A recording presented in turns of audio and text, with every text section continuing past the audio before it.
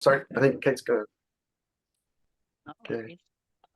Okay. Hey, everyone. Whether it's morning, afternoon, or evening for you, whether you are a regular or first timer who joins the public forum, we are excited to have you join us for this month's session. So today we'll be discussing into the topic of vehicle emission star rating website with our guest speaker from the New South Wales government. But before we get started, we'd love to hear a quick introduction for each of you by sending us a chat. Tell us your name and say hi. And also, don't forget if you have any questions or comments, feel free to use the chat feature. We'll make sure to address them during the dedicated Q&A session. And the session will be actually recorded and is now recording and will be published to our YouTube channel. And without further ado, introducing our virtual host today, Steven De Costa. Thank you, Kate. I'll never get used to that. That's always cool, being introed. I have a few announcements. So yes, we have a great speaker today talking about a great project that Link has been involved in. But a few announcements. So from Link's point of view, we have some cool news with a couple of folks from the CCAN community recruited into our team, largely benefiting from a like private investment to cover them for the next 12 months. So they'll be contributing into the CCAN project quite strongly. Kind of coupled with that, we have some news about Ange. Well, Ange has been back. So she was on maternity leave. She's been back now for a while. And Paul, who's our newly appointed CTO from January, I think he started. Paul in particular is helping to work with Ian and Adrian and sort of scope out some of the innovations that we'll be doing in that kind of CCAN space through the funded activity of those two chaps. But it'll branch out as well beyond just those two chaps into other folks. So we've also got Brett Jones and Alex Costa that are funded by Link in the CCAN community. We also have great contributors, obviously, with people like Sergei Motnyuk, who's always been epic, and great, awesome other people like Jan and Alexander Janowski, and many others as well. So the way we coordinate all that is emerging, and we looking forward to it, really, basically, all the way through to 2025. And then beyond is the plan. So yeah, with that, Link is actually looking at a little bit more of a restructure as well, that how we define growth is not just about monetary or revenue-based growth, not just about the growth of people or territories that we enter into and work within and all that kind of stuff. It's growth in value. So whilst for the last 22 years, we've largely been doing professional services, last 12 years, we've added to that managed services. What we're looking forward to through 2024 into 2025 is value services. Basically, the idea that you're creating value itself in a project like CCAN should have secondary value or knock-on value for our other business models, professional services, managed services. But it is a service in its own right. It's something worth investing in. So that's something we're working on. Couple other announcements on our website. So Sergey, I mentioned. So Sergey's videos are concluded. He's got about 20 plus maybe hours, maybe 40 hours, I can't remember, of videos going through the full stack of CCAN, how you can get involved, how you can train yourself up. We also have Living Lakes Canada. One of our customers is running a blitz, recruiting people into that volunteer initiative to work on lakes and water systems in Canada. Have a look at our website, check that out. If you're in Canada, get involved, help them out. And we also have a blog post on VESR, which is probably a good thing to cross over to our featured speaker today, Suzana. So Suzana's Suzana Barbir, is with the New South Wales government. She works in, and let me get it right, the Transport Consumer Information Program in the Net Zero team. Yeah, the Net Zero team sounds a little bit like a superhero group. And she's formerly also with the new, NRMA, worked on the EV establishment and management of the electronic vehicle fast charge network, which is pretty cool. So beyond the presentation, a lot of scope for questions. So without further ado, Suzana, take it away. Tell us all about this awesome website. Wonderful, wonderful. Well, firstly, really appreciate the opportunity to present here on behalf of the New South Wales Government. We're certainly very proud of the site, and we're proud of what it represents and what it will provide to people to help them along their emission discovery that everyone will be undertaking at one point or another. So before I kick off, if I can just confirm who's going to drive the slides, if that could be driven from the I team. think I can do that. Or are you talking? Yep, I'll do it. Let me load it up. Oh, wonderful. Thank you. Thank you. We should have discussed that when we were all chatting before the call. Oh, that's all I'm good. sorry. Well, that's My fine. bad. Well, while you get the slides up, Yep. let's start off first. I'd like to acknowledge on behalf of the New South Wales Government the wonderful partners that we've engaged to deliver the website. This couldn't have been done without the experts that we worked with.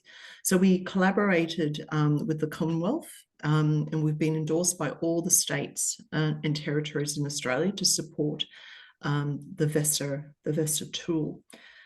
We also acknowledge the wonderful work, certainly that's been performed by Link Digital to build the site. So we thank you for the fantastic work they've done. And not only building, but then integrating all of the data that we have had to use from the Green Vehicle Guide. And certainly the vehicle images that we had to include to help people identify vehicles. Now, the website, it is packed with a whole bunch of features. And it represents data for over 16,000 vehicles. And certainly, you know, we couldn't have achieved this without the talent or the support of our partners. Just checking. Sorry. That's all good. That's all good. This is what live recordings end up doing. It's been so long that I've actually been in PowerPoint that I've completely lost the UI. Is it this one? Forgotten how to do it. F5 would be good. It is that one. Sorry. I think the iconography and everything changed. That's all good. That's all good. So again, we can pop on to the next, the third slide. Okay, so let's talk about VESR. So VESR was launched only in February of this year. And even though it was developed by the New South Wales Government, this is a nationally supported initiative, and it benefits all Australians. So VESR helps people compare their CO2 tailpipe emissions out of light vehicles that are sold in Australia using a simple star rating. Now, did you know that any vehicle sold in Australia requires the manufacturers to provide the emissions and fuel consumption information? So manufacturers are required to perform a test, which is done in a lab. It's done against specific Australian design rules, and it provides emissions and fuel consumption information. Now, this information is then provided to the Commonwealth, federal government, and this is the information that we have had readily available for almost just over 20 years. Now, what VESR has done is to make sure this information is understood by everyone in a very simplified way, and it's using the star rating system. Now, it's been done specifically for light vehicles, and you may ask, you know, what is a light vehicle? So it's any vehicle that is 3.5 tons or less. So where does the public actually find this information? So before VESR, so where is this information? So if we go to the next slide. Now, people will be familiar with the fuel consumption label, which is applied to all light vehicles sold in Australia. So under these existing national rules, the government mandated fuel consumption sticker must show what your fuel consumption is. So not only for petrol and diesel vehicles, certainly for hybrid and plug-in hybrids and fully electric vehicles will also have the sticker. And the sticker already shows you also what the CO2 emissions are, which are the grams per kilometre. Now, the information also can be accessed using the Green Vehicle Guide, and it's a website again that everybody can access. Now, what the label lacks is the ability for people to compare multiple vehicles, and what the Green Vehicle Guide lacks is the ability for people to easily understand the information that's presented there, which is presented in number format.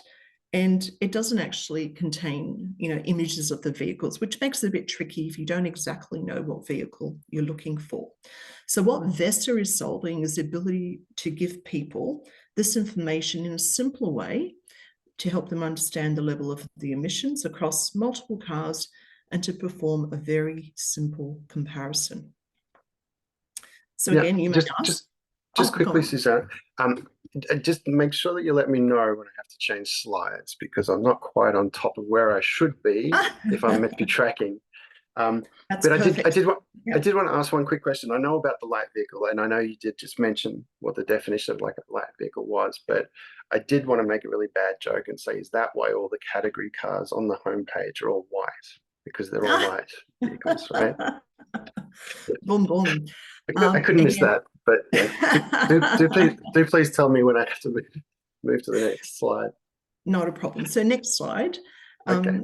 Because one of the key questions is, why do we actually care about emissions? Why emissions important at all? Well, as we know, the Earth's climate is changing, and it's heating up faster than what the actual planet can absorb. So the greenhouse effect keeps the Earth's climate livable, but human activities have increased the carbon dioxide and the other greenhouse gases, which cause the planet to warm faster, which is changing our climate. And we can definitely see that in our day-to-day. We can see it in the news. Now, people are always actively looking to see how we can reduce our carbon footprint. And we can make a big difference by reducing our CO2 in the environment. Now, the CSIRO, which provides updates every year and will be coming up to their next report in June. But June of last year, they reported again that the third largest source of greenhouse gas emissions actually comes from light vehicle transport. And this again, it includes your sedans, your wagons, your SUVs and utes and vans.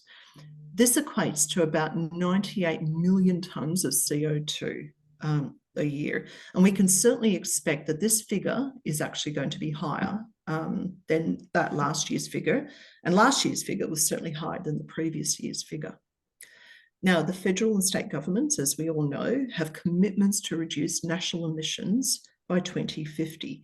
And certainly all states, as with New South Wales, we're implementing a number of initiatives to reduce the take-up of transport with lower emissions, to make sure that we lower overall emissions, specifically around that transport category. So one way that we can contribute to the CO2 reductions is by making sure we understand the transport that we use. And certainly when it comes to thinking about buying a vehicle, whether it's old or new, to be aware of what the emissions are. Now, VESR, it's part of the New South Wales Net Zero program, and again, specifically looking to reduce these transport or CO2 emissions in the atmosphere. So if we go to the next slide, let's go and have a closer look at VESR. It's light vehicles. Yeah. They're white because white is not controversial. Yep. And again, it creates very much a equal playing field, which is really important, as you would expect from a website design. So again, VESR, it's there to help people review or see a star rating against any vehicle that they're searching in the database. Now, again, calling out that the VESR database includes your petrol, your diesel, your hybrid, your plug-in hybrids, which are partly electric, and then your fully electric vehicles. And we certainly will update the site with other engine types, and LPGs on our radar, because a lot of feedback we've received from users of the site, they would love to see a star rating against LPG. So we'll be looking to include those in the next version. So again, calling out all the data that we're using to represent the stars, it comes out of the Green Vehicle Guide, and we've recreated the information in a very simple way so that this can be viewed against the 16,000 vehicles that have this rating in the platform. So if we move on to the next slide, I'd like to talk a bit more about the star rating, how it works. So the star rating is rather simple. It's made up of 6 stars, and the stars increase in half-star increments, and it's based upon the CO2 emissions, which are the grams per kilometre that are emitted from each of the vehicles. So 6 stars is the best, which reflects no tailpipe emissions of any sort, and that's only awarded to electric vehicles. Every other vehicle will have a star rating, and it'll help people compare these vehicles side by side in a star rating system. And using the star rating system, it makes it easier, well, it makes it familiar for people, because you've already seen the star rating that you see on your electrical appliances, whereas certainly applying the similar methodology to this system. So just a quick question. So I noticed you mentioned earlier that the data is supplied by the manufacturers. So, I mean, to what extent can we be confident and such that what they're supplying and the actual emissions for Australian conditions are kind of accurate? Okay, very good question, and one that's receiving quite a number of questions in the greater public forum. So as you mentioned, the manufacturers have to supply this information. Now, the information is supplied against specific tests that they are required to perform, and these comply with the Australian design rules. And the aim is to make sure that every supplier of a vehicle will test it in the same conditions, so that the information that's received is comparable, equitable, and fair. Now, the tests are performed in a lab environment, and I know there's a lot of scrutiny around a lab environment versus real-time testing. Well, in fact, the AAA, so the Australian Automobile Association, which is a peak organisation for Australian motoring clubs, is currently undertaking some real-world testing, and they've received some funding from the government to help them perform this. So they're going to be running tests across about 200 cars, which is a mix of sedans, utes, and vans.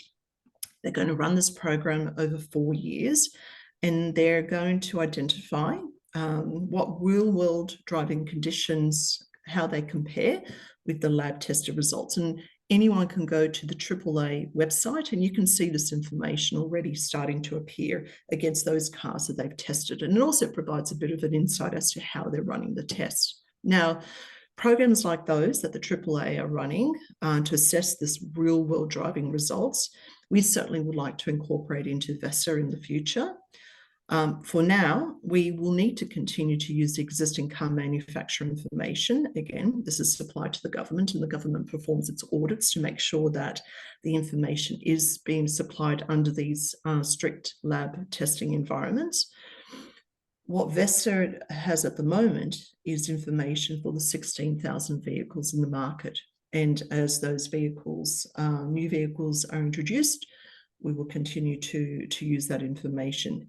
So again, we need to have the ability to provide people the information that we already have, so that they can make their decisions around the vehicles that they'll purchase or how they'll use the vehicle. So it's super important that we have that available, and we'll look to upgrade the information such where real world information is made available. And just following on from that, like, yeah. and just following on from that, so real data, real world is one thing, but in the kind of court of public opinion, we're in that fool me once stage where with some number of years back, Volkswagen had their emissions sort of like being tricked, ready for test mode, ready for manufacturers sort of reporting in lab environments, and that resulted in them under being sort of being recorded as emitting less than the cars actually were. To what extent would the public be thinking they should be more confident now that the data is actually accurate? Is it like where's the industry at, if you know what I mean? Yeah, no, that's a great question. So certainly what's important is that audits are performed, that tests are retested as what any audit process would be, to make sure that the information is validated, verified, and true. So that must continue. I certainly believe Volkswagen being caught out is an indicator, a clear indicator to all of the manufacturers that their results need to be true. What's important then, so their information can be true, but if the information is such that it clearly is quite different out of a lab environment to the real world, it's something that, again, is really important that work is performed. So certainly the federal government acknowledges the need to do that, and hence why, giving funding to support organisations like the AAA is important to review the results. So we're very interested to see the results and what the findings are. And then that will hopefully influence the design requirements and the lab testing requirements, that manufacturers will be required to perform moving forward. Awesome. Okay. All righty. Next slide. Yes, let's go to the next slide. So let's have a look at I think we discussed that slide, so we can move perhaps onto the next one. So let's have a look at the annual fuel cost. So this is to provide a bit of familiarity with what information is provided. So we also provide the ability for people to calculate their annual fuel cost. Now, we've got a default setting that we have put onto the platform. So you'll see we've estimated people are traveling 14,000 kilometres a year. We've also provided indicative pricing around electricity. So we've popped in there 35 cents per kilowatt hour. And we've popped in $2 per litre for both petrol and diesel, which is not bad pricing, especially for petrol, if you can get it these days. The beauty of what we've created here in VESR is the ability for people to put in data that's reflective of their actual travel. So some people might travel more kilometres per year, some people may travel less kilometres per year. So I've shown here as an example of where I've modified the default values, and these are more reflective actually of my own travel. So I travel about 12,000 kilometres a year. If I was to use diesel, which I don't, but I've seen diesel's about just over $2. I've seen petrol's about $2.12, and if I was to charge the electric vehicle, I'd be paying about 44 cents per kilowatt hour. So this is to demonstrate the ability for people to customize the calculator that reflects their own usage, potential usage. So if we move on to the next slide, let's have a look at a few vehicles, because this is where it becomes interesting to have a view of, well, what is the information that's being provided and how and what it represents. So what I've done for this session is I've actually pulled the top 3 cars that are being sold in Australia at the moment. So the FCAI reported in April that the Ford Ranger was still Australia's top selling vehicle, followed by the Toyota RAV4 and surprisingly the Tesla Y, which is the first fully electric vehicle to hit the top 3 in Australia. So let's have a look at the information that's shown on the slide. So you can see that the Ford Ranger, it is exhibiting 1 star, which is out of 6 is not great. What it indicates is that it's giving out a lot of emissions. So you can see from the data where it says tailpipe CO2, it's emitting on average 230 grams per kilometre. So if you think about my average range of traveling 12,000 kilometers a year, this would actually emit about 2.7 tons of CO2 if I had that vehicle. In terms of its annual fuel cost, you'll see this is a diesel vehicle. So diesel's very popular. Well, for this popular vehicle, diesel is the type that's purchased.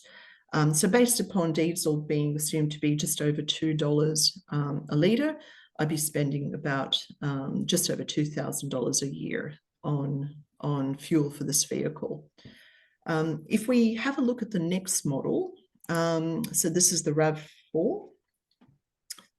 So looking at the RAV4 again, the rating for this StarWise is 3.5 stars, so 3.5 out of 6, so it's a bit better. It's certainly showing less CO2 emissions out of the vehicle. So you can see it's exhibiting 107 grams per kilometre. That equates to about 1.3 tonnes of CO2 from the vehicle. It is a hybrid, which is great because it means it's not always requiring to use the fuel. It does have a slightly bigger battery, being not just a petrol vehicle, and you're paying just over $1,000 a year if you're able to get fuel at $2.11. So that's the estimate. So again, it's showing you how these calculations present. And then just looking at the next one that I popped in, which is the Tesla. So naturally that will get 6 out of 6. It doesn't have a tailpipe, it doesn't have emissions. So of course that will represent as 0 grams per kilometre of CO2. And if you're fueling up at the 44 cents per kilowatt hour, you'd be paying about $771 to fuel this fully electric vehicle. So going to the next slide, just showing that on the site, you can have a look at all 3 vehicles side by side. The site actually allows you to compare up to 4 vehicles at a time. What's good to call out is by looking at these examples, the cost to fuel vary, and they're certainly reflective of the vehicle's efficiency. So the more efficient a vehicle is, the less fuel it's required to use, and it ends up costing relatively less in this instance. So the other piece that I think would be good to take you through is just to understand how CO2 is shown in VESR and what those values mean. So if we popped onto the next slide, let's have a look at the tailpipe CO2 output. So looking at the 3 vehicles, you'll see that they call out combined, urban and extra. Now these reflect the testing, the lab testing conditions and the results that need to be provided out of those lab tests that the manufacturers provide. So the difference between each of those is that if you look at, let's start with urban. So urban is the test where the vehicle is reflecting city driving conditions. So a lot of stop-start and engine idling. And this is done typically at a speed of about 19 kilometers an hour, which certainly a lot of us would be loving to do in peak traffic when caught in the city. But the test there is performed at 19 kilometers an hour, which you can obviously control in a lab environment. The next category that they describe is urban. Oh, sorry, extra. Let me go to extra. We've just done urban. Extra. This is where, again, it's urban driving, but the testing is actually done at a high speed. So the average speed that's maintained is about 63 kilometers an hour. And again, and this is done at a constant speed. So again, the emissions and the fuel consumption is measured as an outcome of those 2 scenarios. And then combined, that represents an average of the total of the urban and extra urban conditions. And again, these are this is information that's displayed or provided to the government. And again, this is the information that we extract and we present here on the VESR website. Awesome. And so like how many people are working within VESR or the resources being put into it at the moment? Yeah. Yeah. So the net zero team, there's about 20 people that are working in the team with many different parts of the government, working with a whole number of various partners. And we certainly engage with a lot of experts in the industry to help us formulate articles and information that is critical and top of mind for people when they want to learn more. So if you go to the next slide, VESR also reflects the resources around the different topics that people are wanting to understand, that need to understand. There's quite a number of areas that people may not think is important until they read an article. So we do ask, we provide people information about, well, understanding emissions. What are they? The life cycle emissions. It also provides information around how to reduce your emissions. So you can use the VESR website to not only, once you understand emissions, to have a look at your vehicle. You may not be thinking about selling your vehicle, but you may want to understand, well, what are you emitting and how do you potentially change that if, the mission in your life and your family is to try and reduce your carbon dioxide in the atmosphere. So you may decide to drive your car less, to take public transport. So again, it's a valuable tool for that. And we will, with the resources area, we will continue to include future articles. So we've got a whole number of articles that will be presented around EV fire safety, because there's a lot of misinformation in the media, certainly a lot of sensationalism around electric vehicles. So we do want to inform people with reliable information that helps inform them around, fire safety, for example, with EVs. Like one of the reasons why I was interested in kind of the resources and how they're being applied, it's just like if you think of other programs like the Energy Star Rating, I guess one of the things I noticed with that is the consumer choice part of it, but the strong correlation between the operating costs and the device itself, right? So if it's a washing machine or something like that, you can have a fairly standard idea of what kind of washing machine you want, 6 kilo, 4.5 kilo, whatever it might be, or capacity liter, just probably the right way. And then you can kind of do apples to apples type comparisons, but so the kind of that strong correlation means there's a really easy way to monitor whether the star system is kind of giving consumer choice with that one dimension added of the lower running cost and the more efficient system that they're buying.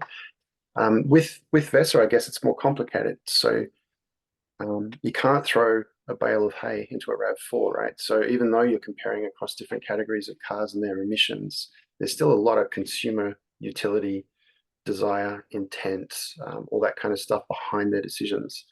So it seems the resources area is a way to maybe have a more nuanced discussion around reducing emissions, reducing impact. Would that be a fair way to put it?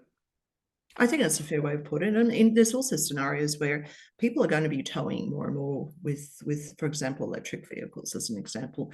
And, when you tow a vehicle, whether it's an ICE vehicle, so your standard, petrol, diesel, and, you're towing with electric vehicle, you're certainly going to be driving under different conditions and you're going to be requiring more energy, more power, and certainly your emissions will change.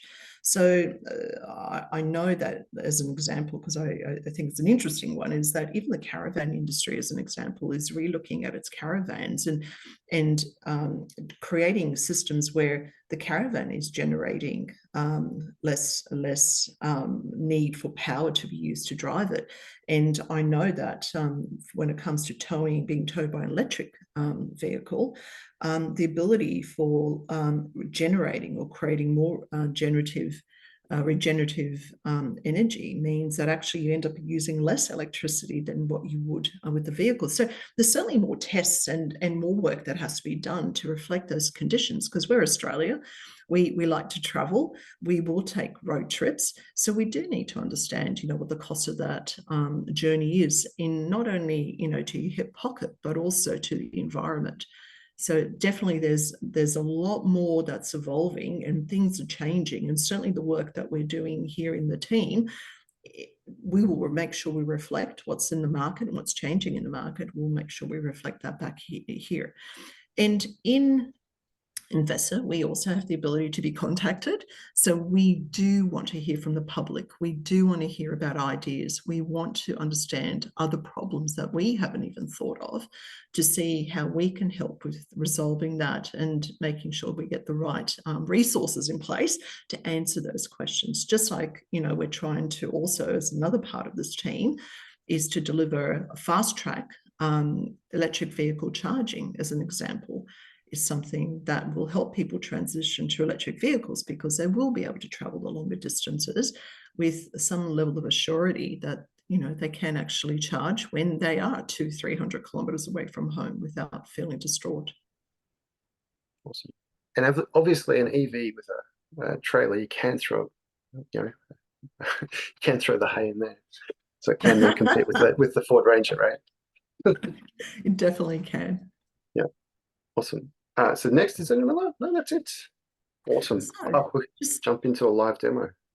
Yeah. So Stephen, I reckon it'd be cool if maybe you had a go at using the site if you haven't as yet. I will. Well, Stephen's that's a website. Yep. I was going to talk about this in a sec. So I'll bring that up in just 1 second. Oh, there it is already there. Stephen's bringing that up. Are there any questions from people who have joined around anything that's top of mind for them? We've got 2 questions. So the first one from Melissa.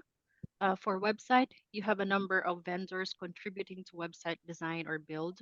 What is Link Digital's contribution compared to other vendors? And another question from Carrie. Interested to hear what you used to build the interface between the Green Vehicle Guide and VESR Drupal.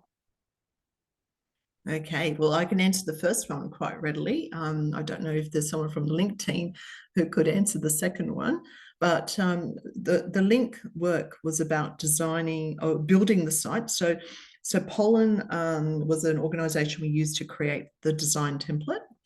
What Link had done was to make sure that they developed and delivered that design. And then there was integration, which is critical into these other databases to make sure the information was supplied to VESR to create then the star rating. So there was integration into the Green Vehicle Guide database, and there's also integration into Glass, who provide the images. So you'll notice we make sure we have a vehicle image attached to most of the cars. There's a $500,000 Rolls Royce whose image we're yet to receive, but we don't think the public will be too concerned not seeing that image. But that was important to make sure that was built. So and then we had Intopia. You would have seen on one of my first slides, who performed accessibility testings to make sure that people can readily access the sites without issue. And we also engaged with UTS, who provided guidance around usability and customer experience to help guide us, make sure the site is usable. The actual modeling of the VESR stars was performed by Movement. It was important that we, again, worked with an industry expert to bring the stars to life. So they were the star creators. So the second question that was, is there anyone from the Link Digital team that could answer that? I don't have my technical people on the call. Yes, I can respond to that. So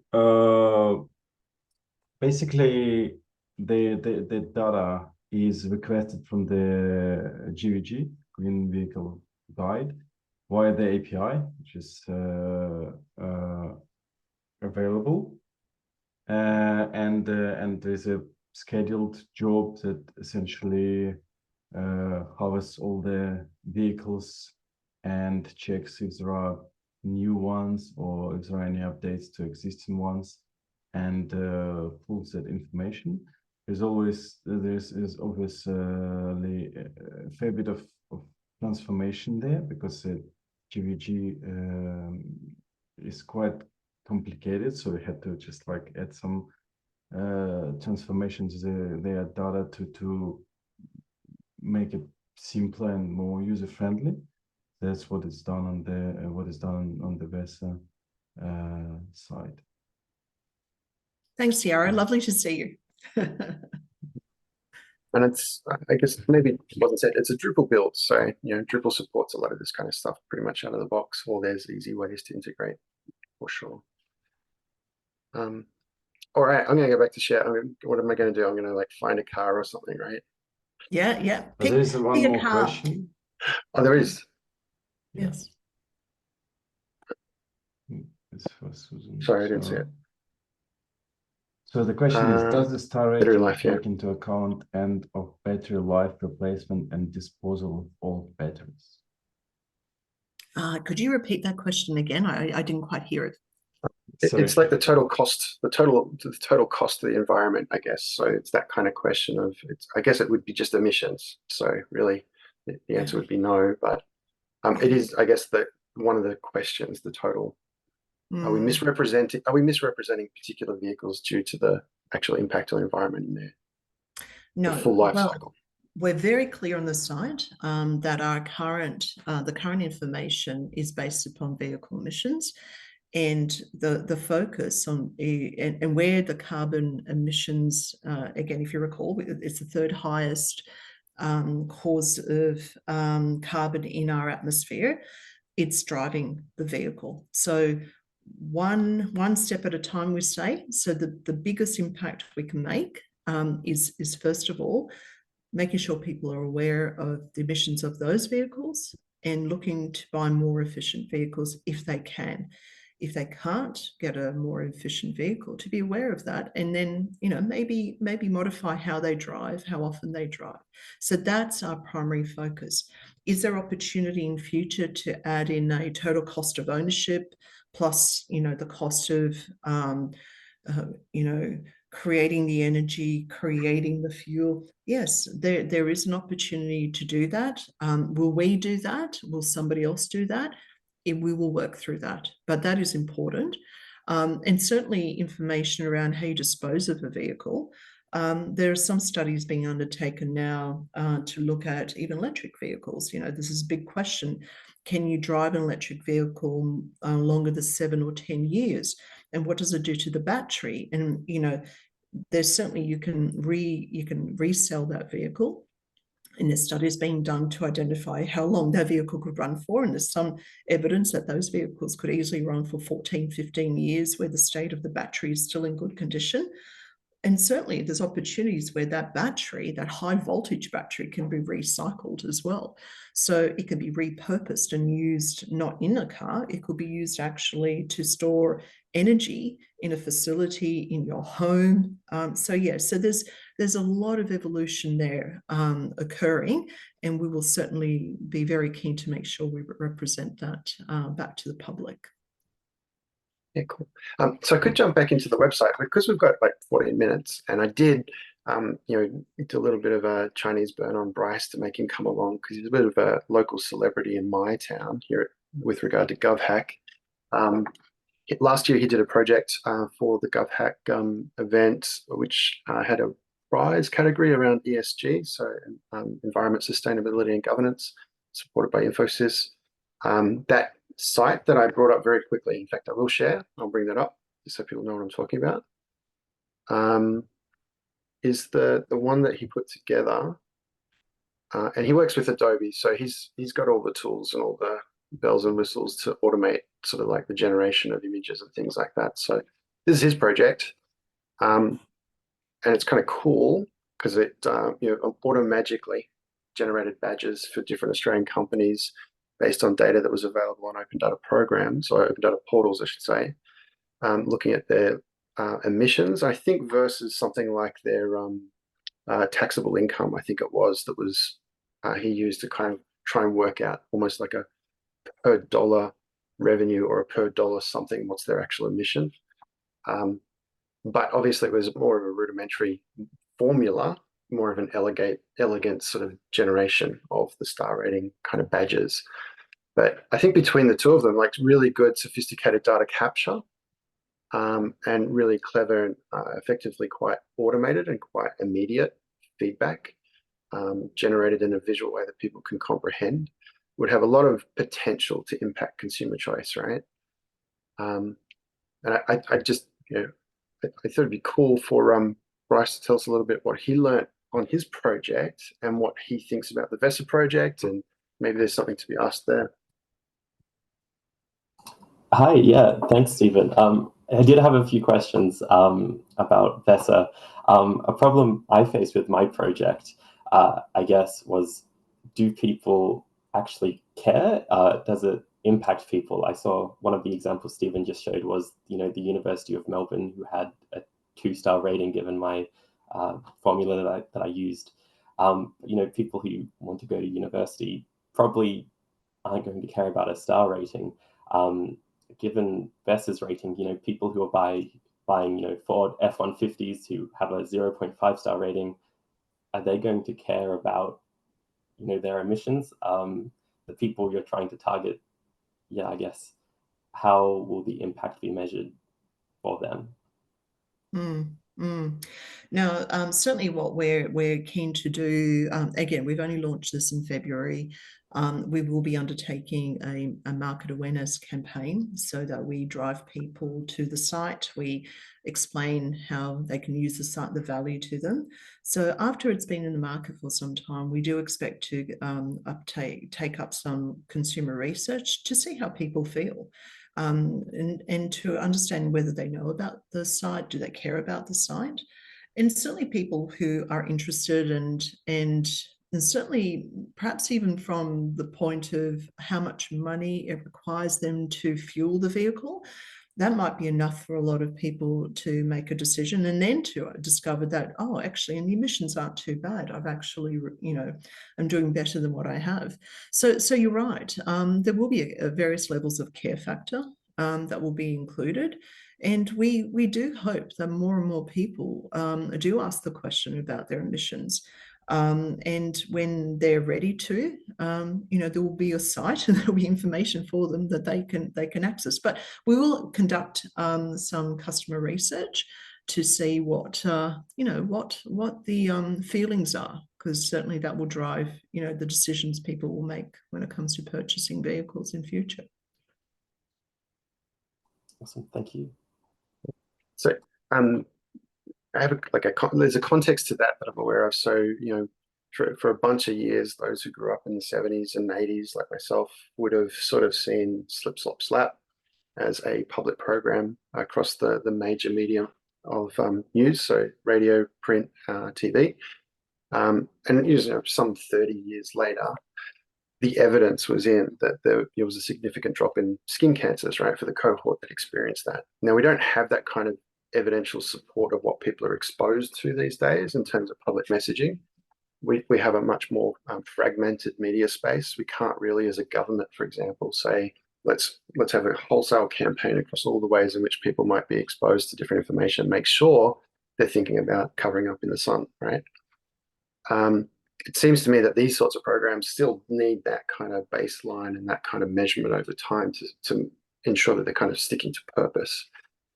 So for something like VESR, like if the idea is to, and we discussed it might be more nuanced, of course, but if the idea is to reduce emissions, it would seem to me that would be a great way to baseline different cohorts. You might say the urban folks that drive SUVs or larger truck type things for preference. If you can reduce the cohort and move them towards a decision of maybe more sensible cars with towing capability, that would be a fantastic outcome. But it sounds like it would be pretty specific, right? Like you'd have to it look is. at all these data categories. Well, there's the other category that we have to think about also is the people that are living in areas where they do have major roads or busy roads, and the vehicles that travel on those roads are emitting, tailpipe emissions. And if you think about the traffic during the holiday periods, and yes, there's people in a vehicle that are, can't move anywhere. Also, imagine the conditions for the people who are living in those areas and what those emissions are in that moment in time. So there's certainly opportunity there to bring those scenarios to life, and to remind people that even if you are in a queue and you're stuck in a queue and you can't move, maybe sometimes thinking about turning your vehicle, your engine off, where your car doesn't do it automatically, is again, it's an action that reduces your carbon emission, overall. So it's all these actions that people can take, like you said.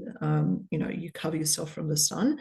Maybe you turn your engine off when you're idle. Don't idle. There's no need to idle. Maybe if you're driving a 70s Tirana, you will have to idle that vehicle to make sure it warms up. But a lot of vehicles in the modern age, you don't need to warm the engine up before you drive it. So again, it's making people conscious of these little things that they can do that will make a difference, and then to think about the community that they're in, and to think about the difference that they're also performing. It's like secondhand smoke from a cigarette.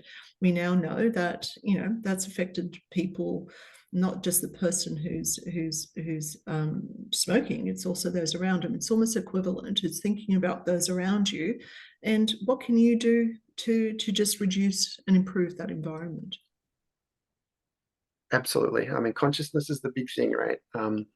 It's always advised if you're wearing a tall hat to be aware of low doorways, right?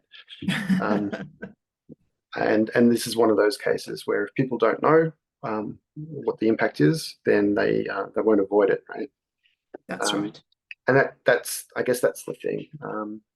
Cool. Well, we can jump in. We've got 5 minutes left. I reckon. Are there any other questions? I think there was one from Kieran, was it?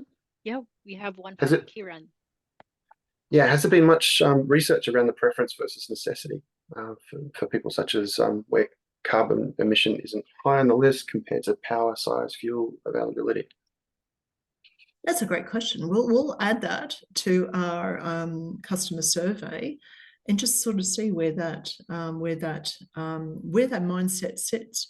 At the end of the day, the environment we're living in at the moment, and financially it's been hard on a lot of people.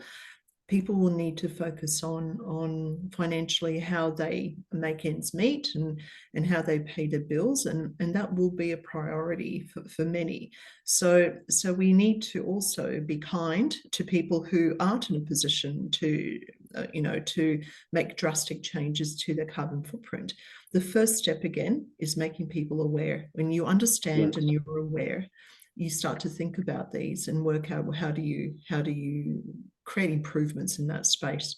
So, but we will take on board those questions. I think they're good to test and see what the results could be.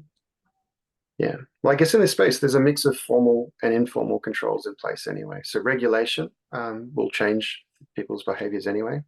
But there's always kickbacks to that as well. So I know a number of people who will be looking at the latest releases of particular cars, knowing that they're full petrol, but that'll be the last time that particular car is released.